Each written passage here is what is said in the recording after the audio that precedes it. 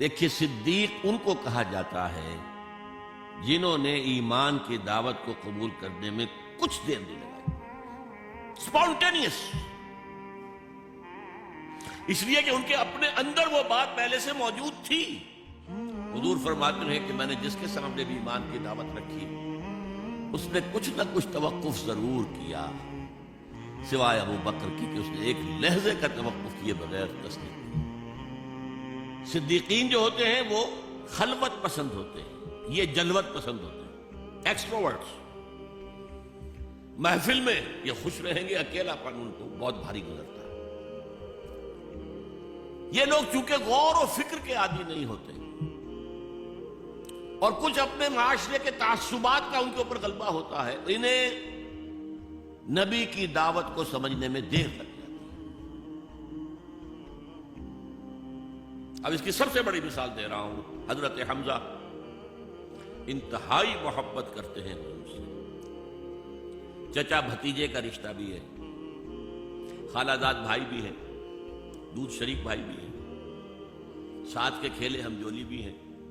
6 سال بیت گئے ہیں، سوچا ہی نہیں بھتیجا کیا کہہ رہا، سوچے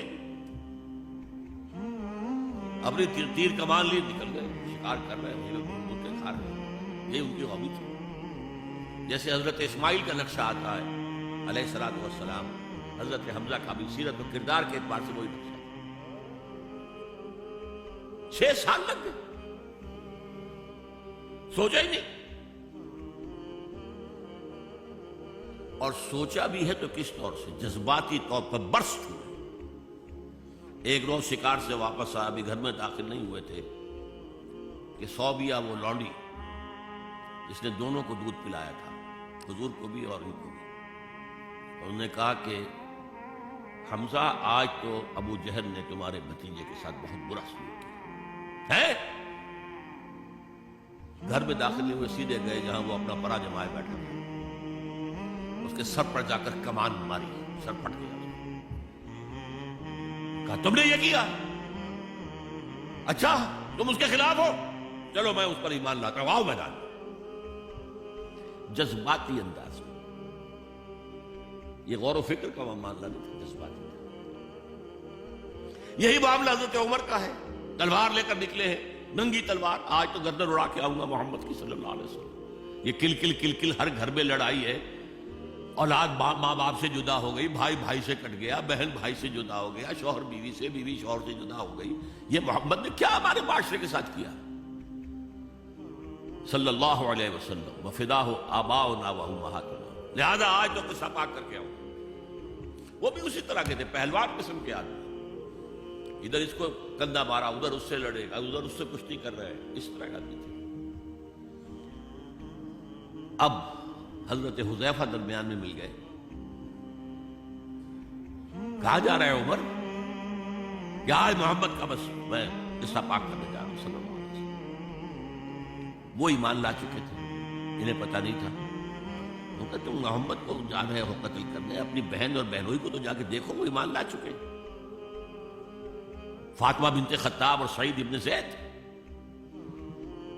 اب جو انہیں غصہ چڑھا ہے، آگ بگولا ہو کر آئے، دروازہ پیٹا ہے، وہاں اندر میاں بیوی بیٹھے ہوئے، سورہ شعراء کی آیات، سورہ طٰہٰ کی آیات نازل ہوئی تھی، اور حضرت خباب بن الارت آئے تھے وہاں پہ انہیں پڑھانے کے لیے، تو پڑھا رہے تھے۔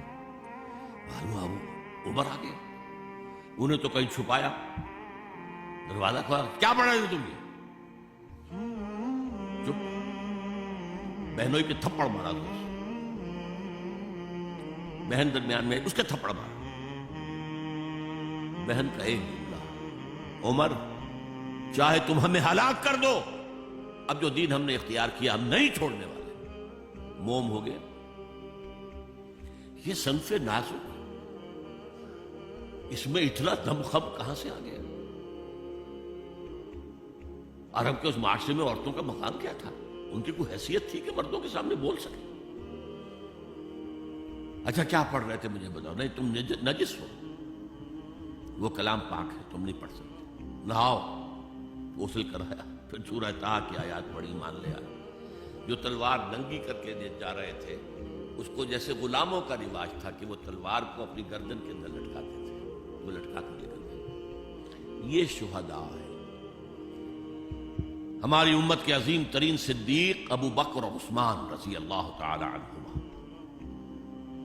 اور عظیم ترین شہداء حمزہ اور عمر رضی اللہ تعالی عنہ۔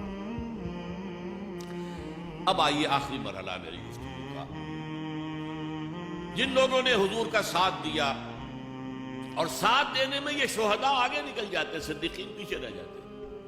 یہ غور و فکر کرنے والے، وہ جو اقبال نے کہا تھا کہ لاکھ حکیم سر بجیب ایک کلیم سر بکف، تو یہ جو ہوتے ہیں شہداء، یہ سر بکف والے لوگ ہیں، تو یہ آگے نکل جاتے ہیں۔ لہذا حضرت عمر کے ایمان لانے پر پھر مسلمانوں نے مسجد کے اندر آ کر اور کھلا سین کعبہ کے اندر آ کر نماز پڑھی، اور جب ہجرت کے لیے نکلے ہیں تو اعلان کر، باقی چھپ کے نکلتے تھے صحابہ، چھپ کر، پتہ لگ گیا کسی کو، اور آپ نے آ کر وہاں 2 رکعت نماز پڑھی اور کہا دیکھو میں جا رہا ہوں، ہجرت کر رہا ہوں، اگر کسی کی خواہش ہو کہ اس کی ماں اسے روئے تو آئے اس پہاڑ کے پیچھے میرا مقابلہ کر لے، روک لے۔ تو یہ تھے حضرت عمر۔